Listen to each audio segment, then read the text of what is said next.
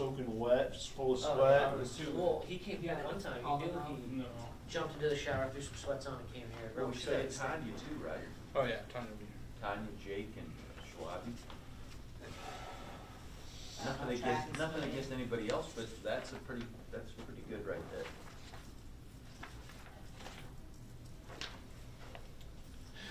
I was listening to Gary yesterday, and the free throw goes up, and he goes, "Oh no, it's good!" And then it bounces back. You'll hear that. You'll hear that on the radio show today, and you'll hear the "oh" a couple of times just on its own. Like, I don't know if I've ever made that noise before in 26 years.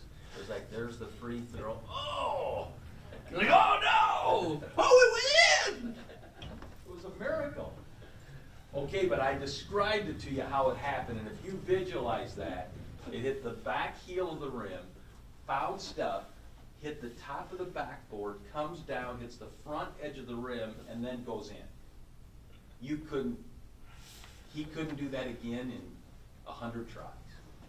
Did everybody in the gym just go, "Oh"? It was one. Check, test, 1, 2, 3, 4, test, 1, 2, 3, 4. Just shortly before that, missed the front end of the rim. Like, now they're gonna. Is that a dead ball hitting the top of the rim? If it goes back behind it. Then it's, but Yep. the top is fine. Yep. Well, but because at first I was like, well, that sucks, because I thought it would be a dead ball. If it would have hit the top and went back behind it, then but otherwise it's live. If it had somehow bounced high enough to catch that 30-second clock up above it, yeah, that was. You needed that. Well, that's a pretty good day of hoops in the McLeod Center. Check, test, 1, 2, 3, 4, test, 1, 2, 3, 4. Chris, it looks like Loyola's a little better this year. Yes, yeah, they're definitely better. Their head coach is still pretty animated though. Oh. No, I caught it clear as day on the mic. Her talking about one of the referees from yesterday. I was like, he is complete trash. Hey, what's up, Nick? Her yelling was about driving me crazy. No, and here's the crazy thing. Like, they get maybe 100 people a game at home. Mm-hmm. I mean, if I can hear her through a headset yesterday, everyone in the entire building, let alone the arena, could probably hear her at their place. Do you have a crowd mic set up right there too? Yeah. Well, that you probably picked it up on your crowd mic. Oh yeah. Right? Not your headset. Well, I'm talking about hearing the headset. I can't hear through a crowd mic. No, but you're gonna hear her voice through the crowd mic into your headset. Yeah. But your headset microphone's not gonna pick it up. Right. It would have taken a crowd mic.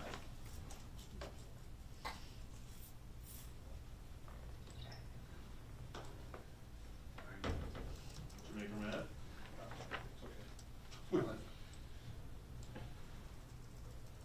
Cass has the deal, he just sits at his office and Skypes people now after he left ESPN, I think, because he's doing that with volleyball. That's one reason Gary Dalton can't put a crowd mic out when he's next to the bench at Iowa men's games, because he keeps picking up Fran's language, and he's like, we can't even put a crowd mic out anymore. No, but I thought The language is that was coming a terrible through call when the offensive line was broadcast. going back up and then they blew the play dead. That was it. They flagged that? Yeah, they played that for an end of your hospital. They forgot the rule, apparently.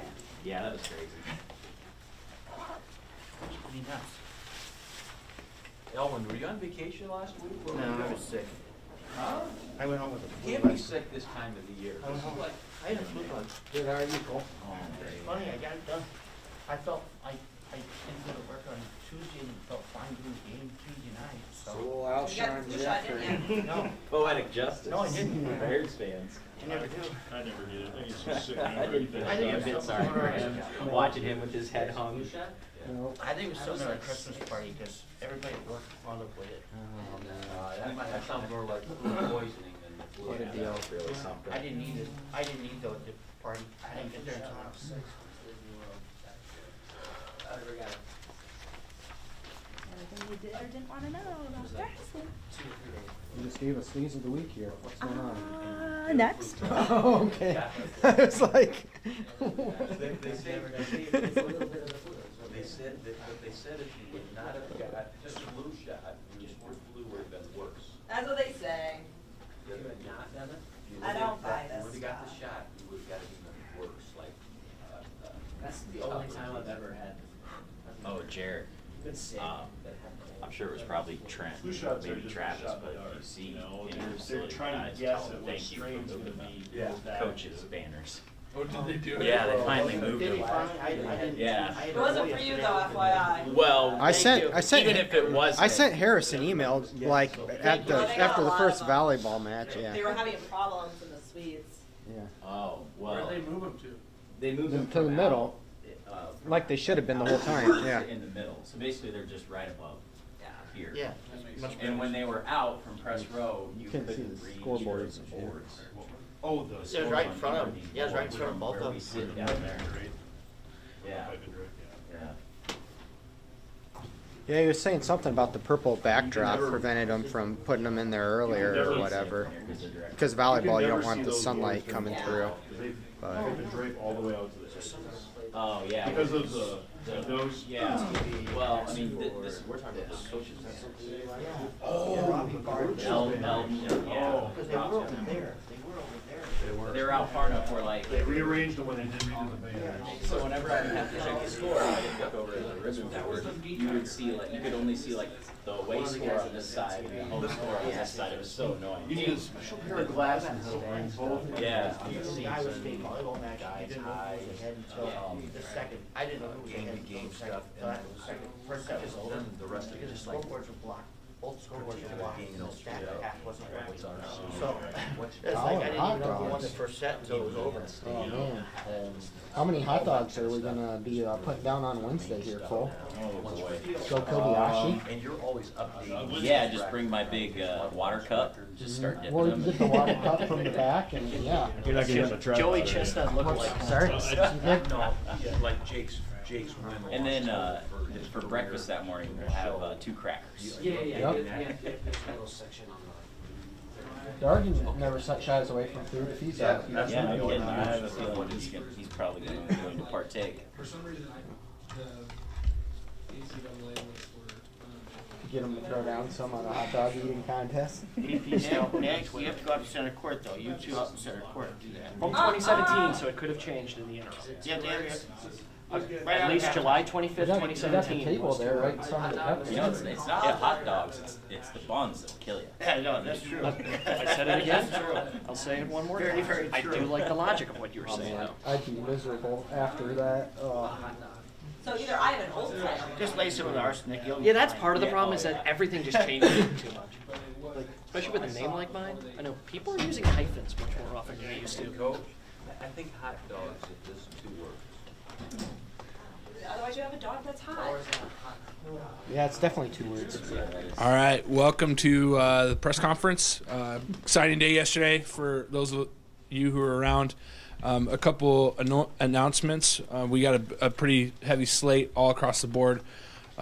Women's swim and dive has their final home meet this week, so opportunity to get out and see them. We also have women at play, which is a huge thing for us as far as a fundraising event, but also celebrating our women athletes. So opportunity there as well. Games starting on Wednesday and all the way through the rest of the week. So we're going to start with Coach Jake. The men are coming off of a thrilling 3-point win over Drake and, right back into action on Wednesday. So, Coach. Thanks, Derek. Yeah, it was. Both teams had a chance yesterday. We had a couple of good looks to get that lead from 1 up to 3 or 4, and Drake had 2 or 3 really good opportunities to take the lead, and neither of those things happened. And so fortunate to have it go our way by the time it was all said and done yesterday. But I will tell you this: we played really hard again. We had defensively did a great job in the first half of making things tough for them. Took some things away from them, forced them into some longer possessions. Just had a really good defensive first half, and that was an opportunity for us. We scored some, but that was an opportunity for us to maybe get out ahead a little bit. We didn't do it, and as good as Drake has been this year, you know at some point during the course of the 40 minutes that their offense is going to get started, and it did in the second half. We had a harder time, and they got some things they wanted, and they had some guys make plays. So give them credit because it wasn't their best first half. They've really played well, and we were able to get them slowed down. But like I said, at the end of the day, both teams had a couple that didn't go in, and we were fortunate to get the last couple free throws. So on to Indiana State. They're coming off a nice road win at Evansville. Their lineup is they got a bunch of versatility in their lineup. Jordan Barnes is one of the top handful of guys in our league. Tyreek Key has been terrific for him as a sophomore. And then the rest of their group, they've got good size on the perimeter. The versatility, like I said, is really good. They can switch some things defensively. They've always done a good job of moving the basketball, driving the basketball. One of the things that I think they've been really good at here of late is getting the ball inside. They've had a couple guys, Rickman and Kessinger. Both those guys have been able to score for them, and they've gone to those guys at important times during the course of the game. So you've got a great backcourt. You've got a handful of guys that have got size and versatility at both ends of the floor, and then you've got those guys up front that they're comfortable throwing the ball to in important situations. So with that, I would take questions. with Barnes and Tyreek and Christian, how do those guys kind of play off each other, and what types of challenges will they provide your defense there? Yeah, Christian Williams has played. He's played a lot here in the last 5 games for sure, and maybe a little longer than that. But he seems to have settled in as more of a full-time guy now, and he's played very well in league games. It gives him another scorer to go with that backcourt of Barnes and Key, and that anytime you add another guy when you're already dealing with Barnes, who he's got as a junior, he's got a bunch of experience. He can score it in about every way imaginable. And then Key he was very good as a freshman last year, but he's doubled his points per game, and he's proven himself to be one of the better players in the league, for sure one of the better young players in the league. And it gives him a third guy that puts a lot of pressure on your defense. That can Williams' size and length and his ability to get downhill, that's going to be a challenge. And when you've got a guy doing that, and you've got to defend Barnes and Key on the three-point line, but those guys also can move it and put it on the ground. It gives them another guy that can help make things just a little bit easier for those two guards. During the Drake game, we saw long stretches of defensive stops. What are going to be some of the keys to turning some of those stops into points on the other end? Can you get some more transition things going, or things like that with the offense when your defense is playing really well? Yeah, we'd sure like to, and that's a great question, because that was a long stretch that we were coming up with stops, and we didn't do a lot about it at the offensive end, and so we'd sure like to. Going back through it, man, we had some good possessions, and we had some good opportunities, and didn't get points out of it. So, there's a part of it where we've got to continue to do what we're doing, maybe just do it a little bit better, and then also take a look at, and transition is one of them. We haven't been maybe as good in transition in the game. The number of possessions has come down. Part of that to do with some of the injuries and continuing to have to shift our lineup and just figure out a way to hold down the fort a little bit. Part of it to do with the emphasis that we've continued to put at the defensive end of the floor, so that we're defending and rebounding at a high level, so that we've got a chance every night that we play. But yeah, we've got to, and I think the guys they're executing better. Offensively, we're moving the ball better, we're executing better, but we've got to continue to find some ways to get some more points on the board. You've had success matching Isaiah up with other teams' primary ball handler, but with Christian Williams being the ball handler, obviously Barnes handles it some, but Barnes is a really good off guard and leads the team in scoring. I mean, what's that decision-making process like when you decide where Isaiah may fit best matching up wise? Yeah, that's we're still contemplating, and that would, to your question, that would tell you how difficult it is with the guys we're talking about with Barnes, Key, and Williams in that backcourt, because they all three do handle the basketball. They all three can put pressure on your defense and create offense and not just for themselves. They can create offense for the guys around them. So we're still working our way through that as to how to match up with them. And but that's going to be a challenge. AJ, Wyatt, Spencer, those guys are going to have to do a tremendous job defensively on Wednesday. Ty did a good job in the game yesterday, coming in and defending that point guard position when Isaiah was out. And we may be in a situation where Isaiah and Ty are playing together more than they have with Miles out of the lineup now, so that we've got two of those guys in our backcourt. And but we also like, as we've seen, we also like that lineup with AJ and Wyatt, or AJ, Wyatt, and Spencer. I mean, there's some things offensively that can really work for us when we've got all three of those guys in. And so I think because we're talking about, again, Barnes, Key, and Williams, all of our guys are going to have to defend. And Isaiah's done a great job, on some point guards that we've played against, but all the guys are going to have to defend at a really high level. Because, like I said, those three guys have played well, but they've got some other guys in their backcourt, and then they have the ability to throw it inside. They've been getting points inside as well. Given Miles' injury, obviously it's just one game so far, but do you think AJ, as a consequence of that, may have had the ball in his hands a little too much yesterday?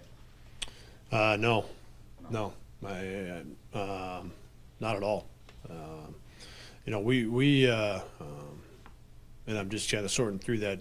Miles' injury, and we didn't change anything in particular, with Miles being out. Some things that'll change will be, the rotations and some of those, those kinds of things. And obviously Wyatt moving into the starting lineup. But in terms of what we did, I really liked what we got. Really liked how the guys executed. And those are, if Wyatt gets 13 opportunities and AJ gets 18, and in terms of the number of shots, but then also another probably 5 or 6 possessions between them. We're talking 35 possessions. I went through it. I really liked it. So no, not at all. No. With the thin roster you have, do you change practice much? Do you have to back off a little bit and shorten it up? Is practice a little different now? Yeah, it will be. We're I prefer to be able to practice hard. That'll be more challenging now with Miles out and with Biggie still out of practice. Just is to your question, Gary, and just from a number standpoint, that's going to be more challenging. And we've typically haven't done a lot the day after a game in conference play, depending on when that next game is. So a day like today, they were in the weight room at 6:30 this morning, and we'll do film this afternoon, and then we'll walk through some things. That's pretty typical. But when we get to tomorrow,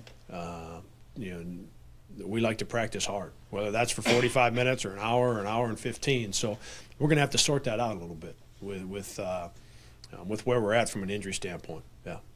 What's it look like for Biggie? Maybe possible return to the lineup with him. Yeah, the note this morning was that it's a little bit better, but no indication that he'll be back on the practice floor anytime soon. Miles mentioned in his tweet that he sent out about making an appeal to the NCAA for a medical redshirt.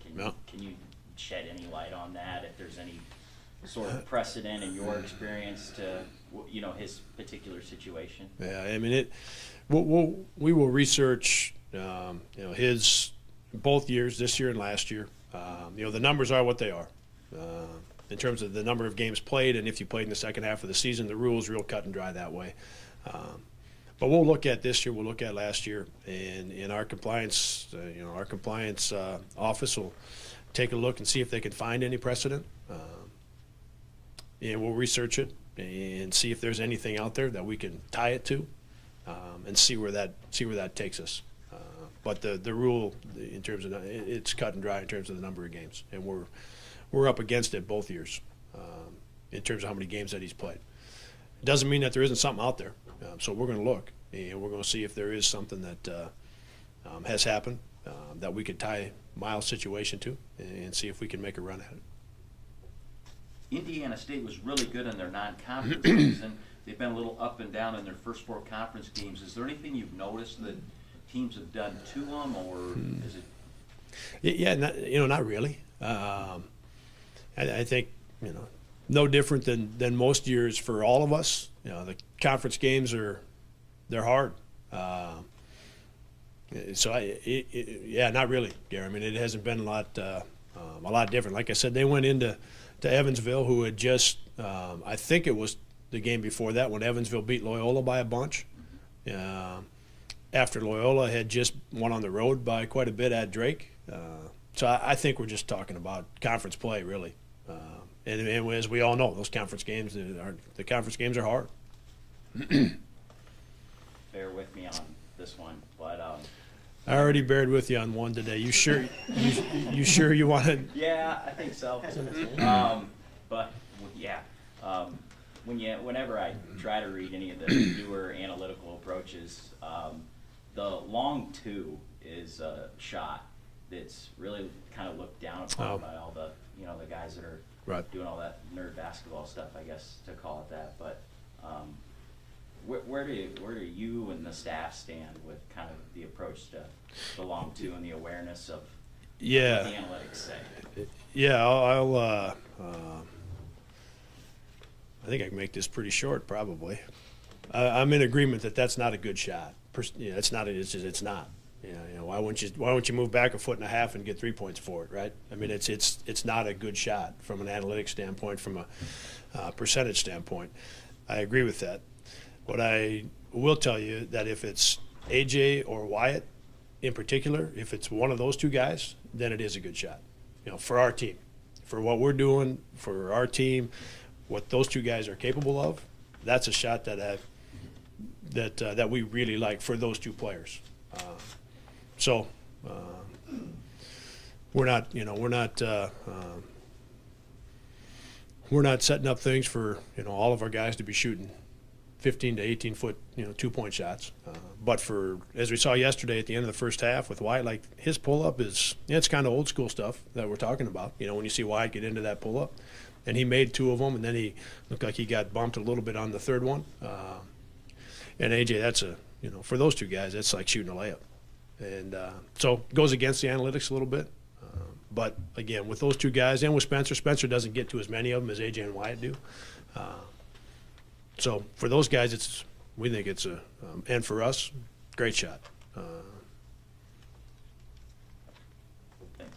Yeah, it's not as good a shot for me or you. No. Does that help you? Does that help you? Yeah. You didn't get as many offensive rebounds yesterday. Is that just the loss of Miles? Not having Miles. Yeah. And Luke went and got one to start the game. Ty went really hard yesterday and got to one. But the difference is, so in that starting lineup, it was Miles, Isaiah, Trey, and Luke. So you've got 4 of the 5 guys going to rebound. With Wyatt in the starting lineup, his ability to offensive rebound isn't the same as Miles.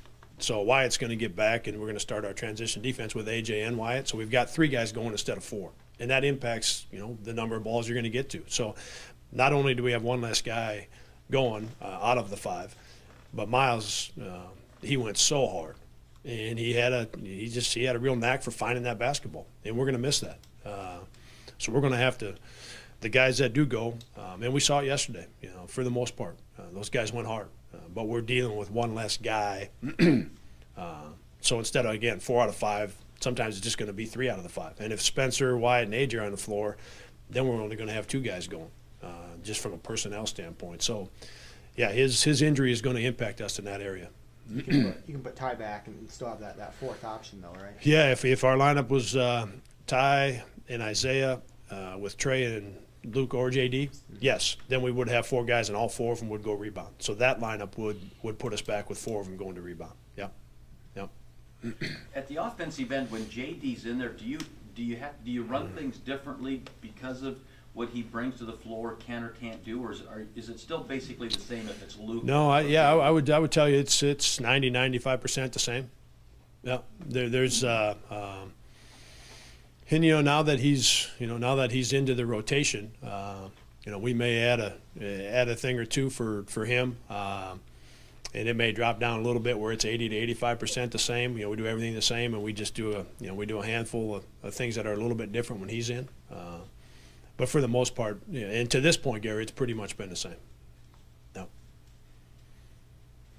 Before we see you next Monday, you will make the trip to Valpo. They're currently unbeaten, and I know the main game is Wednesday right now, but can you share your thoughts on Valpo out to a 4-0 start in the league? Yeah, I haven't seen a lot of them. Their game against Illinois State, with us playing Illinois State and Valpo and Illinois State, had just played each other, so I watched that one. But didn't take any notes on them, didn't pay a lot of attention to what they're doing with watching Illinois State. So I haven't seen them a lot. I can tell you from playing them last year that they had the two seniors, and I really liked the roster. I really liked some of those young guys that are back, and the guys that they've added must be doing a great job, because a couple of the guys that are back are coming off the bench right now. So however that has shook out with their team, some of those new guys, it must be doing a great job for them. But again, I just haven't watched them enough to be able to say. Obviously, off to a great start, and that that half quarter gave them a nice jump start. That seems to have put a little bounce in their step. More importantly, I liked their roster last year, the guys that were coming back, and if a couple of those guys are coming off their bench, that means some new guys are really doing a good job for them. And I do think they got some depth here. I think they've got 8 or 9 or maybe 10 guys I feel pretty good about. Anybody else? All right, thanks.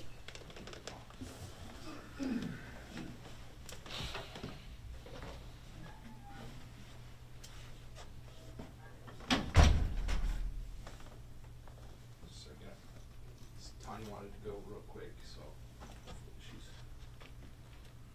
coming.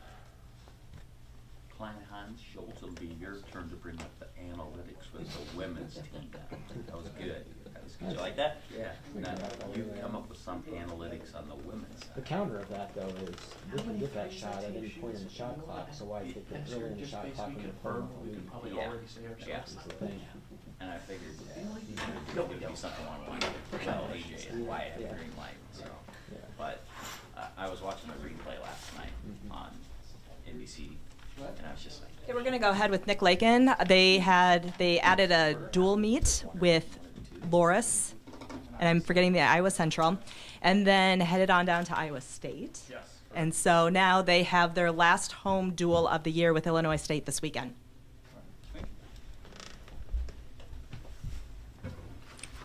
Yeah, like she said, we had a meet on Friday, and we got that added. Our back half schedule is really tough, and we're going to need to be really good and have a lot of depth across the board. So we found a lot of that on Friday night. We moved some people around and then really had a chance to get some of our freshmen involved. Sam Galvin won her first event ever in the 1,000 free, and she's a freshman. Lauren Havertape, who's also a freshman, won the 50 freestyle, and Lauren Vilms won the 200 IM, and she's also a freshman.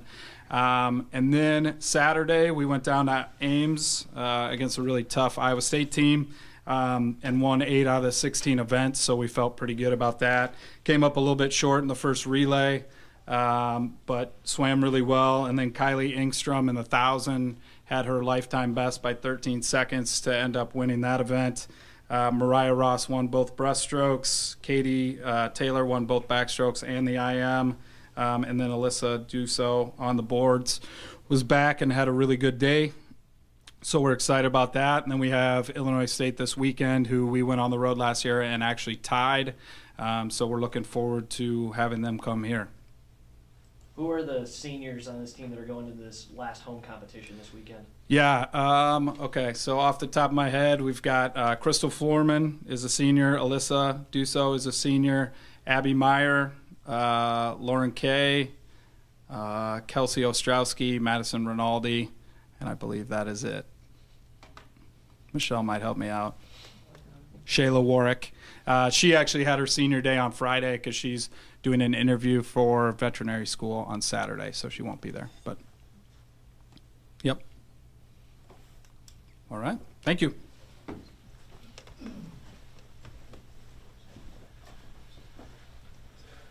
All right, we'll have Coach Warren coming off a couple home wins. They are now 7-0 at home and are 3-1 in conference play. Host conference favorite and 4-0 Drake this week on Friday night. Also, Coach, I'd like you to touch on women at play. I know it's a big deal. So.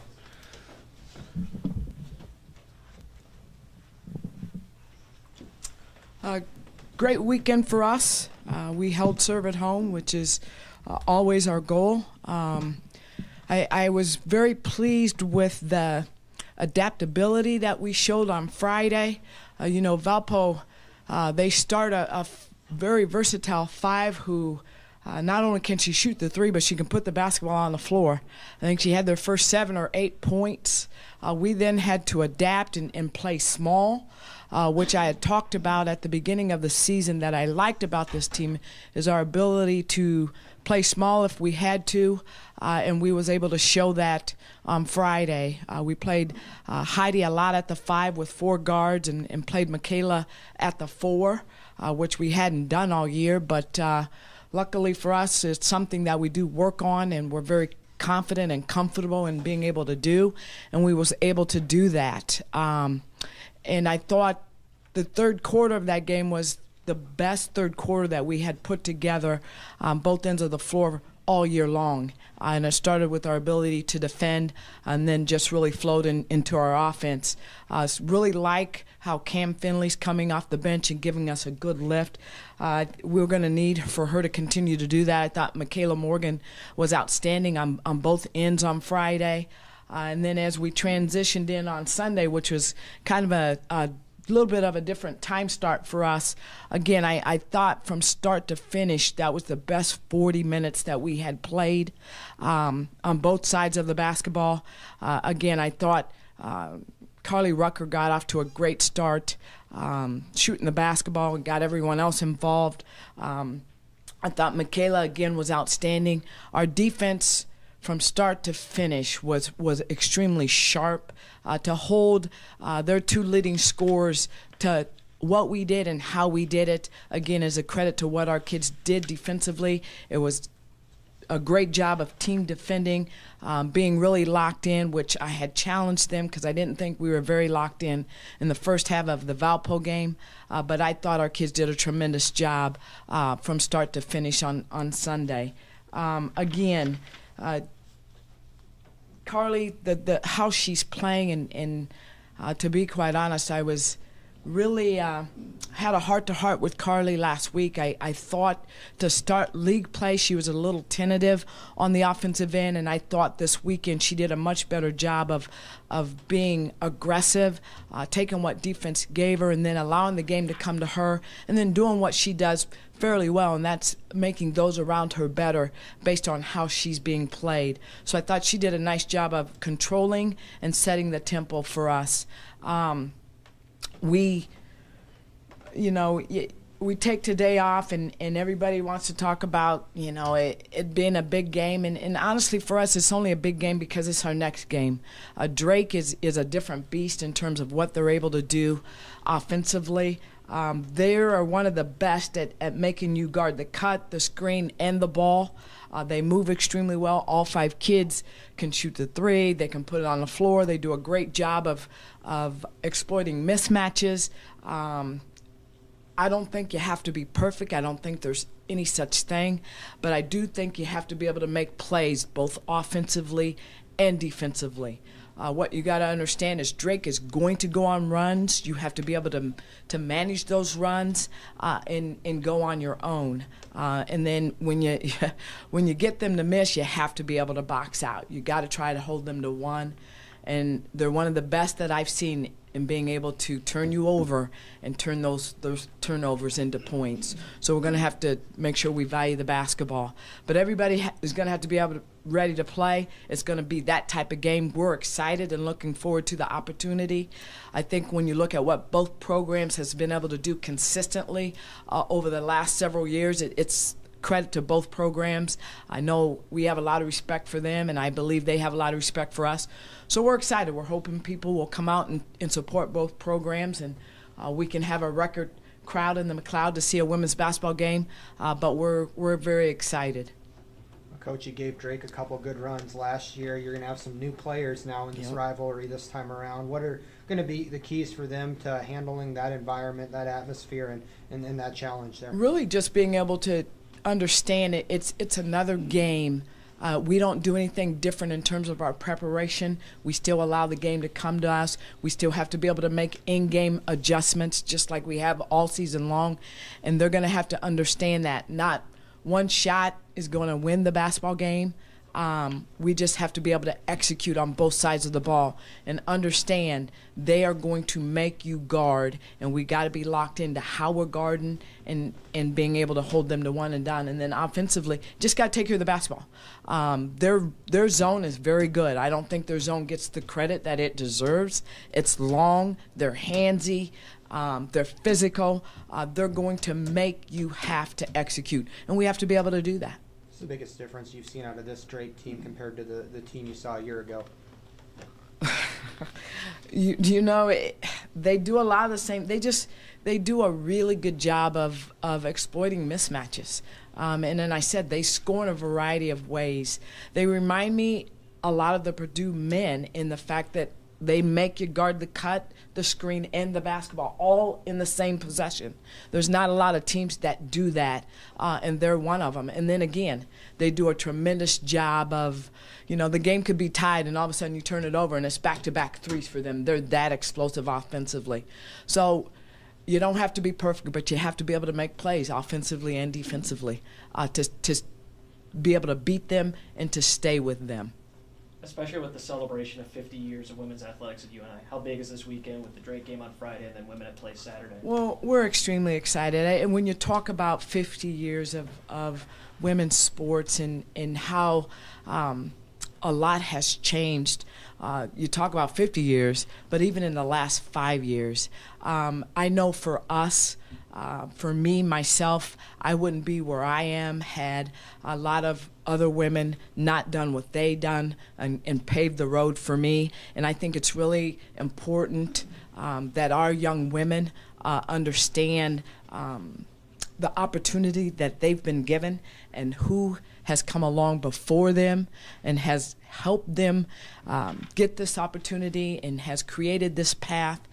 Just to be able to have everybody back and see people and just to be able to express our thanks.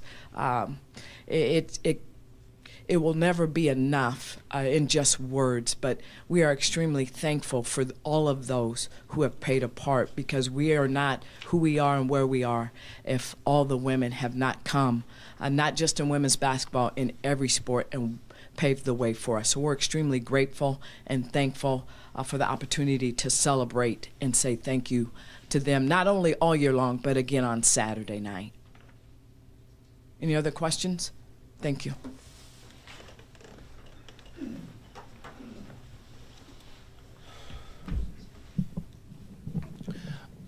Track and field coming off of a really strong performance at the Hawkeye Invite in Iowa City.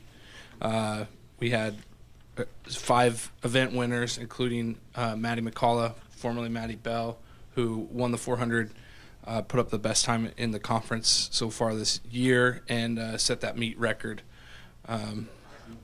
They're back on the road. They're in North Dakota State this weekend. But we have Coach Paulson. Coach?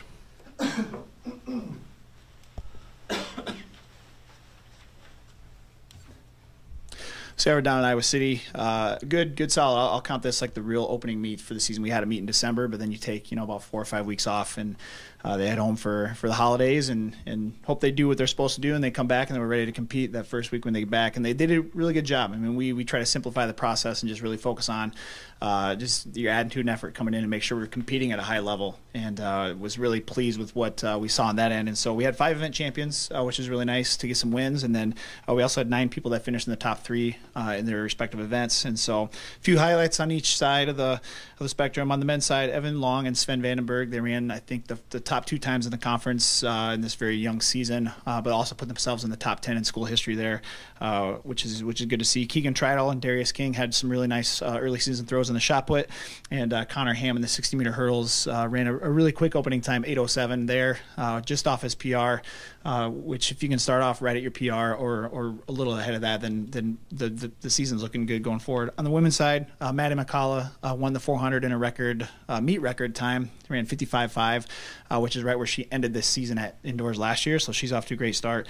Michaela Cole won the 3,000, and then Lauren Beauchamp did a really nice job in the pole vault as well. And so really pleased with that first meet. We came out of it with no injuries or anything like that, which is a really good thing early on. You want to make sure you can build week to week, and so we just look to get better this week. That's the message to the team, is we want to build each and every single week, so we're at our best at the end of February when we host the conference meet for the 13th year in a row. So this week we go to North Dakota State. It's going to be a really fun meet. It's a 3-team meet between us, Wyoming, and NDSU. Scored meet, which is always exciting because our athletes, they like to see the points get put on the board, and so both of those teams are very similar to what we see from the Missouri Valley Conference as far as kind of how the teams are made up and those kind of things. And so it'll be fun to go up there for the first time and get a chance to see that facility and get a chance to compete against teams we normally don't see until we get to the national championships or the regional championships. So any questions about track? You might have alluded to this already, but especially just coming back to competition last week, how do you feel about getting on a consistent schedule moving forward, competing each weekend, and getting that build toward the conference and NCAA championships? Yeah, consistency is huge, and so and just everyday life. So we had them back last week, but I mean, it was still, they weren't in class yet, and so we were, trying to tell them don't get tricked into thinking this is just a training week. We have a meet at the end of the week, and so just being able to get into a rhythm and consistency of going to class, practice, lifting, all those things is going to be big going forward. But they did a really good job. They went home. We were fortunate. The Midwest winter kind of held off, so they were able to, people that didn't have access to facilities on a consistent basis were able to get things in outside, which is kind of rare in January in the Midwest. But they did what they needed to do, and now we just gotta build and look to get better this week, and I think we're in a good spot to do so. All right, go Panthers.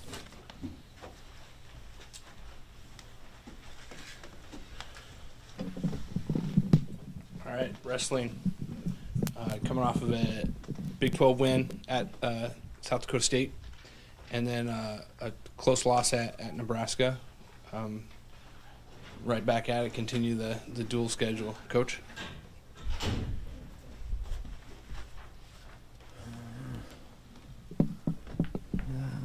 Let's see.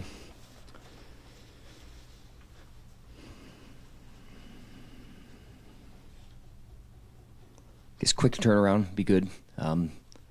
Missouri on Thursday. It's definitely drivable distance for fans. Would love to have some people down there. Got a good team up and down the lineup. I think almost every one of their guys are ranked in the top 20, so I'm looking forward to that. This weekend, got to win close matches. I mean, that's you get to really any time of year, but you want to win duels, and maybe duels that maybe a team that's ranked ahead of you. You got to be able to win some of those close matches. The fight and effort and hustle from our guys, happy with that. Think that that's gotten better every time out now. We just got to smooth out any lapses that we have, any times where we just relax, costing us, and against the best competition. Not that you have to be perfect or flawless, but that the focus has to be incredibly high the whole time, and there's just really no lapses ever in those situations. And I think there's a few instances in some of those matches, the big matches, where there's just little ones that are costing us. So those are things that we can get ironed out and will get ironed out. Thought that some guys responded really well. Jack Skalarzik, couple big wins, down 6-1 after the end of the first period against Nebraska. and was able to dig out of that hole. And just that a guy kept fighting and battling, because sometimes, you know, you get down 6-1, you know, you can put your head down. And what we talk about is winning the next position, scoring the next point, you know, wrestling through periods, and he did a great job of that. Found a way to win in overtime, and you know, can build some momentum for herself. You know, Shoreham got a pin. Moisey, they've wrestled multiple times. Closer match this time. Was able to get the last score, which you always like, but got to be able to stop that first attack. I mean, that's a big thing. You know, you get taken down early, and then you know, the reversal in the second. But Shoreham's only going to continue to get better throughout the season. 41. You know, Elber on Friday night, I tell you, he didn't feel great, but wrestled incredibly hard. He was exhausted, and we've been talking to our guys about embracing getting tired. That getting tired is part of the sport, and that you can still function with it. That's why we train like we do. So even if you're tired or fatigued, because, you know, everyone's like, well, you're not tired. And like, yeah, we're still tired, but you can be able to kind of delay that, or you're able to still focus even when you have that fatigue. And that's what the best competitors were able to do. And he was tired. Ended up, I think, scored about 10 points in that third period and got a tech fall, which was good to see him push himself, things that we're talking about in the room. So, you know, a fifth-year senior that could be really ingrained in his ways, but he's still listening, he's still improving, he's still taking everything in, and a great example for our guys. And, you know, then beat an All-American on Saturday. Been wrestling really well, like how he's competing. Has a big match coming up. A guy that he's wrestled a few times. Ironman's a tough competitor. He wrestles in a lot of different positions, puts you in some funky positions, and wrestles through everything. So I know Josh will be excited and ready for that match. Max, be able to get to his offense, be able to get to both sides of the body, and we talked to it, and champions respond. So, you know, you lose on Friday. When they're married to the process and not the results, then they're able to bounce back. And he did a good job of responding on Saturday. Got a couple takedowns in the third period, and that's what we want. We want to finish. We want to start strong. He got the first score, and then he finished strong too. So things that we're talking about taking hold. Pat, first period of that match against South Dakota State, I mean, fun wrestling. I mean, exciting back and forth, hitting some incredible attacks. We just get it to where it's not back and forth at all. It's just him just taking, and then take again, and take again. Hitting some really good attacks. And, man, sometimes that freshman season can be tough. It can be long, and you're not having a lot of success on victory-wise. You know, you can put your head down, but he's not putting his head down. I mean, he's going to put his work boots back on. He's going to be more detailed and controlled in his weight, so he has more energy and can function at a higher level when he does go out and compete. But as far as effort, things that he's putting out there, I can't be upset about that. You know, I mean, we got to get him better and more prepared in wrestling. So I'll put some of that on us too in some of these situations that we have to have these guys more prepared. 65. First period tech, I think, in his first match, and then Isaiah White and bottom have to be able to get off the bottom. Got sealed up one time, got to his feet, got away in about 3 seconds, but the guy got exactly a minute of riding time, and then, you know, you have to be able to go get a score, which is something he's going to continue to shore up. Have to be able to get off the bottom. Have to. In big matches, big situations, have to be able to get off the bottom. And I'm going to keep saying you have to be able to get off the bottom. Or if you're not going to be able to get off the bottom, then you have to go get scores. Then you have to go score some points on your feet. But I know I can tell you, I've been there as far as when you don't want to get underneath a guy. It can slow down some of your offense too. Because, man, what if I could take it down? And then, you know, then that starts getting in your head a little bit. But Steyert's in a good place, even though he lost that match. I think White's won a whole bunch of matches. Won the Vegas tournament. He's wrestling well. Really only got to his legs one time, so got to be able to open up and clear some of his ties. You know, that's really where he got beat a little bit. The guy was able to beat him in his ties, so got to be able to create more. Lou, I thought Lou wrestled well this weekend. Tech, and then, you know, Labriola is ranked right behind him. But those are the kind of matches where guys like, you know, everyone's like, oh, that's going to be a good one. Oh, that's going to be a tight one. And then you kind of blow it out of the water. That's what I love to see. when guys are like, you know, this is going to be a good match. You know, it was a fun match. There was a little back and forth, but he was able to finish and put the nail in the coffin at the end. And that's what I want to see with guys. I want to see him go finish with a score. Go kind of put it where you widen that gap instead of where you're holding the guy off. And he hit some really good attacks. Was happy with him getting off his offense more. And that's something that's going to be critical for Lou to be able to want to be. He wants to be national champion. He's going to have to be able to get to his offense. He's going to have to be able to get to more. And he did a good job of that on Friday and Saturday. Drew, good match. I mean, a fun match between him and Venz. I mean, you get down 4-0 right away. The great thing was he responded. He took him down twice, and it's 5-5 at the end of the first. So you go from almost getting buried to even in the match and really having the momentum on your side. So that was a great response on his part.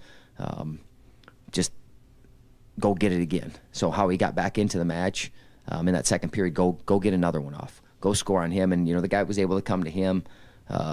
He got away, which was good, getting off the bottom off that guy. And then, you know, he's in on his leg at the end of the match. You know, with 20 seconds left, he got a single leg up and try to rush the position a little bit, going to the hip. But the guy's pretty flexible in there, you know, but he's inches away from putting that match in overtime. And love how Drew competes. You know, you get down 4-0, but I like that he's able to dig himself out of that, though. You don't want to get there to begin with, but there's a response there. Like I said, not putting his head down. He attacked, put himself right back in the match, hit some just absolutely incredible attacks that I think could score on anybody in the country. Now it's just 5-5. Now go get him again. You know, kind of bury him, because that guy wrestles in the spurts a little bit, and you know, he was able to come back to him again. And then, you know, you're, like I said, kind of that back and forth. I want to, where it's not back and forth at all. Like, we just keep taking. We just keep taking every time. We take. It's not give and take. It's just take. And to wrestle like that, you got to be a little bit courageous, and putting yourself out there. And Drew does that, and he's going to continue to do it to a higher level, because I don't feel like any of our guys have competed to the ultimate level that they're capable of, and that's good, because we're in the middle of January. We don't want to be at that level yet. We want to show signs that we're getting there, and there's flashes of it, and I'm seeing that up and down the lineup. Now it's raising that level, and like I said, we'll have an opportunity this week. 97, be able to get to his offense. Was able to scramble out of some things. Believe in Tyrell Gordon, though, and I know he's only going to continue to get better, and sometimes you get out there and you get beat a few times, and then you start to hold a little bit, so really working to get him over that. You know, in that overtime match, you know, the only thing we said is like, man, you go fire to him. You go take that risk. You're not dodging the bullets. But he's only going to continue to get better, and the things that we talked about when we put him out there, man, we still believe in him. That hasn't changed one bit. Know what he's capable of doing now. He's got to continue to take it like how he took it at the start. Hey, I'm going to get so much better through this experience. Man, I can't wait. How much I'm going to grow. I can't wait for the opportunity to go out there, and just got to continue with that mindset. And then, you know, Isaac Schiedenhelm, big win on Friday. Hit a great low single, but just the fight and effort that guy's showing. You know, obviously you can see that he's a small heavyweight. Obviously he's been a 97-pounder, but has stepped up for the team, and is competing hard. And you know, even though he got tech fault in that match, that guy was 276 pounds, so he had a 70-pound weight difference. Man, he fought hard. He had himself in some opportunities to score some points, and just when you're giving up that much mass, it makes it hard. But every single guy after that match on our team gave him a pat on the back, said good job, even though he lost the match. But it's just how you lose sometimes. It's the effort that you show. It's the fight that you give that can inspire the next guy out, even if you lose a match. So there's a right way to lose too. And if we're going to compete like that, then we don't have to enjoy taking that loss, but it's something that we can build from. So we're certainly going to build from this. Look forward for Missouri on Thursday. Like I said, they have a really good team up and down the lineup. We've seen them every year, you know, and it's always one that we enjoy being able to wrestle, because they're always well prepared. You know, I think they're ranked at, I mean, I'm looking at here, they're ranked at 25. 33's in the top 10. 41, he might be third. He's second or third. Yeah, he's probably third behind McKenna. So he's third. Ironman's tough. They got true freshmen at 49, 57. They're both in the top 20. 65 wrestled him out in Vegas. I want to say maybe a 6-3 match, but obviously looking to widen that gap. 74, guy's been a 3-time All-American, wrestled him a few times. You know, this is where us as coaches and athletes, we have to be able to make adjustments. We know exactly things that our guys are going to do, and that's, you know, guys know what we're going to do too, but we have to be so good that it doesn't matter. So for us, like a 74-pound match, you know, that's another opportunity. You know what this guy's going to come do. You have to be able to stop it. Sometimes guys are really good at things, and hey, man, come try to stop it, and we have to be able to do that, or we have to be able to go get to him. And that's kind of more what I like to see, man. Let's go punch them first. Let's go get to him first. Instead of him coming to us first, let's go get to him first. And really, you can kind of that game plan or whatever it is, you can kind of throw it on his head. But that's how I think he's going to be able to beat a guy like that. Not just trying to hold him off, because, and he's real long. He gets stepped over a leg. He makes it really hard to stop. 84, I know that guy's in the top 20. I think 97 and heavyweight. I think they have 3 true freshmen in their lineup that are wrestling pretty well for him. I know the heavyweight's a true freshman too. So they brought some guys out. They got a good team. We're looking forward to raising our level and competing against a good team in a hostile atmosphere, and look forward to that on Thursday. And then we come back Sunday with our first home duel in a while, first Big 12 home duel of the year against Air Force. So hopefully we have the stands back for that, because a packed West gym. And I saw one of the guys that actually, I don't know why they were asking some questions, but someone had asked him a question. He wrestled here when he was at Old Dominion. They said, you know, you wrestled in Carver, you wrestled in Rec Hall. He's like, nah, the West Gym. The West Gym's one of the toughest and worst in a way, but best because the fans are on top of you. They love the sport. They are into it. I mean, there's not a single guy that wants to go wrestle in front of 30 people. They want to wrestle in front of a packed house, and wrestling deserves that. The wrestlers deserve it with the work and what they put in. So just know that it's noticed. It's noticed by our recruits. It's noticed by the opposing team, man, when the West Gym is filled and packed, and it's hostile and it's loud, and when they really enjoy really good wrestling and they respond to it. So we thank you guys and look forward to a packed house on Sunday. So any questions?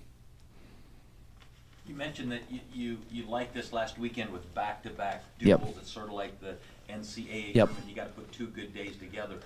A number of guys won on Friday, got beat on Saturday, Yep. or they lost Friday, won Saturday. Just what's your thought of how your guys handled that back-to-back then? I think they did a good job. You know, you can look at it. I don't care how. I'll always look at it that it's an advantage to us. You know, I mean, even if someone's coming in and we're sitting at home and waiting for them, it's an advantage to us. If we're going somewhere, it's an advantage to us. It's just how you look at it. I thought our guys did a good job. You know, we got up Saturday morning, we worked out, we drove to Lincoln, and then they work out again, they get down to weight, and then you wrestle. I mean, it's, you know, these aren't these trips, because Schimmel got to come with us, and I mean, these aren't trips where you're doing some sightseeing. You know, hey, well, let's check out and see what. And there's not a whole lot in Brookings anyway, but it's hey, we get in, we get our work done, we go back and relax, we get some more work done, and then you compete, and then you go to the next. But I think it's good. Our guys actually like not having that day in between. So, and it, like you said, we're going to have to be able to do that. You have to do it at the Big 12s. You have to do it at the national tournament, be able to get up, and you have to be able to respond to a loss. You know, talking about Max, like, he lost that day, and, you know, you got to sit on it for a while, and you can stew for a little bit, but the great thing is you can get right back on the horse. And maybe some guys won matches, lost matches, you know, can weight control be better? I mean, that's, you know, those are things that you start to look at, and that's why you do it. But I thought overall our response was good. I like how our guys are competing, but, you know, like with anything, you always can tighten things up. And that's what we have to be able to do and continue to do throughout the season, because, you know, we don't want to certainly have our peak right now. And not that I don't think we'll ever be at our peak, but I mean, we want to have some of those spikes, Big 12 nationals, and that's what our guys are working to do right now. But it comes on the daily basis, the daily choices, the daily focus and work that they put in. Not just because you see it on a Friday, Saturday night out in front of the lights. It's all those other days when the lights aren't shining on them. All those other choices when the lights aren't shining on them that make the difference that we're trying to hammer with these guys, and that will show up in the biggest times. So I don't know. I liked it. We got a little bit different this week because we go Thursday and Sunday, but it doesn't matter. We'll work around some of the other team schedules too. Like, hey, this will be better. We'll be able to get more of a crowd. Hey, we got a basketball game on Friday. We can't go on Friday. Okay, man. Let's just wrestle. And Thursday night, I think it's good for wrestling. Just that there's not going to be any other duels Thursday night. It's the center of college kind of wrestling's attention. There's nothing else to distract from it other than there's a big duel. There's a big duel down in Missouri on Thursday night. Let's go watch it. Let's go watch these two teams scrap. So hopefully it'll be a big crowd, and I know we'll come prepared and ready. In watching your Sunday duel online, or a Saturday duel with Nebraska, there was also gymnastics that went on at the same time. What's that like for your wrestlers? Was that any different focus? No, we did it a couple years ago at Iowa State. They had it separated a little bit different. It was just there's people there, there's atmosphere, so I think it was good. I didn't have any issue. I don't think our guys were distracted. I thought the Iowa State one I can remember, and this has been maybe about 5 years ago, I think we were distracted a little bit. I think that because there was a vault right behind our bench, and there was a lot going on, but I think our guys were focused in. It was good. There was energy in the gym. I think anytime that you get to wrestle in front of, I think there's about maybe 4,700 or something there. It sounded like it was a good crowd. It's good for our guys, man. And then there was times where the crowd erupted a little bit, and I don't know. I think that's what makes it fun. So it was a good event. Anytime we can highlight wrestling and get more people in front of it, I'm all for it. Do you anticipate any changes in your lineup for Missouri and then Sunday against Air Force, or do you hold anything out Thursday and make sure they're ready for the Big 12 meet on Sunday? It depends. We got some tough individuals. I'll just tell you that. We got some tough individuals that want to wrestle and compete for their team. And if we feel like it's too much, then we'll pull them. We are looking for the end of the season, but right now I think that lineup will be intact. We got some guys that are getting closer to being ready to wrestle. They're getting closer, but closer and being there, are two differences. So I would say that we'll roll out, what you saw this weekend. Knock on wood, unless something happens, and we don't need any more injuries. No one needs any more injuries, but we got a few guys that are getting closer to being ready and getting back at least where you're going to see them out there competing somewhere. So I think that's in the next couple of weeks. You'll see a few other guys that'll be in and out, and we'll give some other guys some opportunities. Also, you face some ranked teams already in duels. This will be the highest ranked team in 5th ranked Missouri. Does that just stir it up even a little bit more, make it a little bit more exciting for Thursday night? I don't know.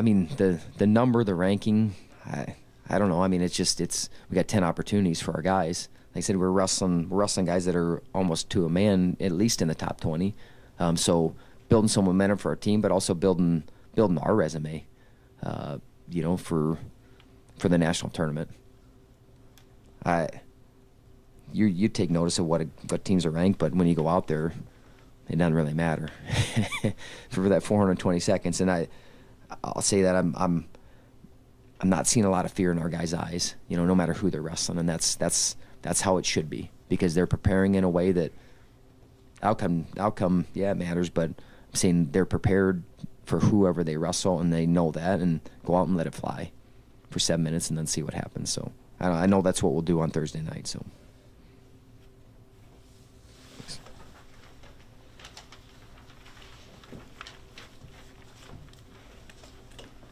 All right, thanks guys. We're not going to have a press conference next week because of holiday, Martin Luther King Day, so university holiday. And one on Tuesday? No. There's a men's game on Tuesday on the road. So if you guys want to do one-on-ones with coaches and stuff, just get a hold of us and we'll arrange stuff as needed. Coach Jake is going to have his weekly press call with the conference press call.